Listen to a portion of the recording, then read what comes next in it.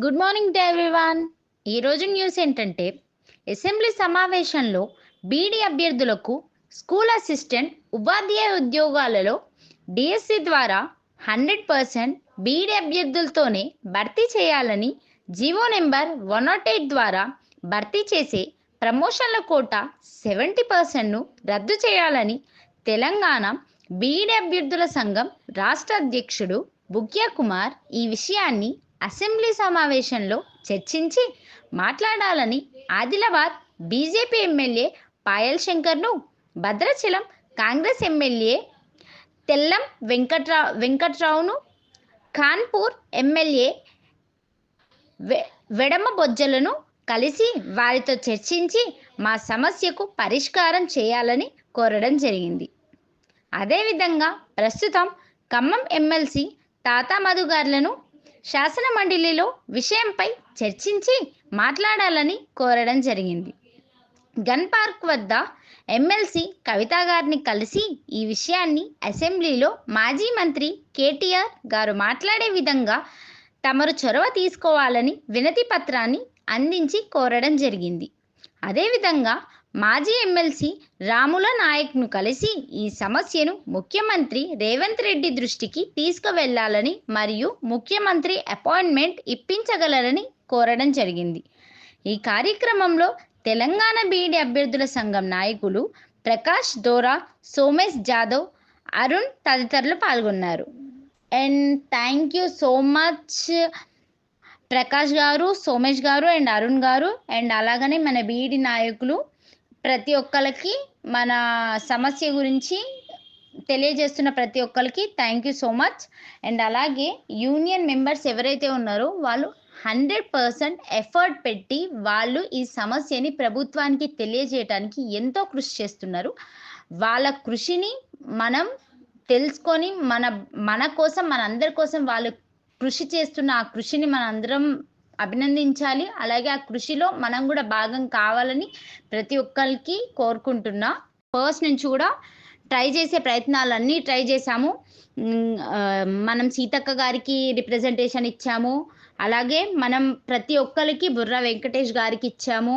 మనం ప్రతి ఒక్కరికి ఇవ్వడం అనేది జరిగింది. మన సమస్యని వాళ్ళకి తెలియజేయడం అనేది జరిగింది. ప్రభుత్వానికి తెలియదు అనటానికి వీల్లేదు. ప్రతి ఒక్కరికి మనం మన సమస్య గురించి తెలియజేయడం అనేది జరిగింది. ఇప్పటి వరకు మనం బట్టి విక్రమార్క గారితో కూడా కలిసి మన సమస్యను తెలియజేయటం కూడా జరిగింది. ఇప్పటి వరకు కూడా మన సమస్య అనేది పరిష్కారానికి రాలేదు. ఈ అసెంబ్లీ సమావేశంలో అయినా మన సమస్య అనేది చర్చకు వస్తుందని మనం అందరం భావిద్దాం. దీనికి ఈ యూనియన్ ఒక్కటి కష్టపడితే అనేది సరిపోదు. ప్రతి ఒక్క డిస్టిక్ నుంచి వాళ్ళు కలెక్టర్కి కానీ ప్రతి ఒక్క ఎడ్యుకేషన్ డిపార్ట్మెంట్లో మన సమస్య గురించి అర్థం చేసుకునే ఎడ్యుకేషన్ డిపార్ట్మెంట్లో ఉన్న ప్రతి ఒక్కరికి మన సమస్య గురించి తెలియజేయండి. మీ డిస్టిక్లో ఉన్న ఎమ్మెల్యేలకు గాను, ఎమ్మెల్సీలకు గాను ప్రతి ఒక్కరికి మన సమస్య గురించి చెప్పండి. మన సమస్య గురించి తెలియజేయండి. దయచేసి ప్రతి ఒక్కరు ఇది నాకెందుకులే, ఎవరో చేస్తారు, మనం ప్రాఫిట్ తీసుకుందాం అన్న ఆలోచన నుంచి కొంచెం బయటికి రండి. ప్రతి ఒక్క అభ్యర్థి నష్టపోతారు ఇందులో. వచ్చేయి మొన్న అంటున్నారు కదా 5,000 6,000 పోస్టులు వేస్తే మనకి 800 పోస్టులు తప్ప ఏమీ రావు. ఆ 800 పోస్టులు డిస్టిక్ వైజ్, సబ్జెక్ట్ వైజ్ చూసుకుంటే అన్ని సున్నాలే, రోస్టర్ మొత్తం సున్నాలే కనిపిస్తాయి. ఈ 0 పోస్టులతోని కోచింగ్ సెంటర్కి డబ్బులు ఖర్చు పెట్టి అండ్ చదువుతాము, మా సమయం మొత్తం దీని మీదే వృధా చేసుకుంటాము అండ్ మా ఖర్చు మొత్తం కోచింగ్ సెంటర్లకి ఇచ్చి కోచింగ్ సెంటర్లో వృధా చేసుకుంటాము. కానీ మేము బయటకు వచ్చి మాత్రం ఫైట్ చేయం అని అనుకుంటే మీ ఇష్టం. మాకేమీ అంత సరదాగా టైం వేస్ట్ చేసుకోవాలని మాకేం లేదు. మాకు కూడా మీతో పాటు దీన్ని ఎంత సక్సెస్ చేసినా మేము కూడా తర్వాతకి మీతో పాటు చదువుకొని మీతో పాటు ఫైట్ చేయాల్సిందే. మేము ఆ కాంపిటీషన్లో మీతో పాటు ఫైట్ చేయాల్సిందే.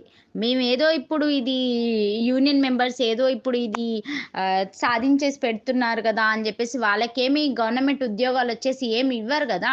ఇప్పుడు ఎవరైతే ఫైట్ చేస్తున్నారో వాళ్ళకి గవర్నమెంట్ ఉద్యోగం, ఎవరైతే 100% డైరెక్ట్ ఫిల్ చేపిస్తారో వాళ్ళకి ఒక గవర్నమెంట్ ఉద్యోగం అని అనౌన్స్ చేయాలంట.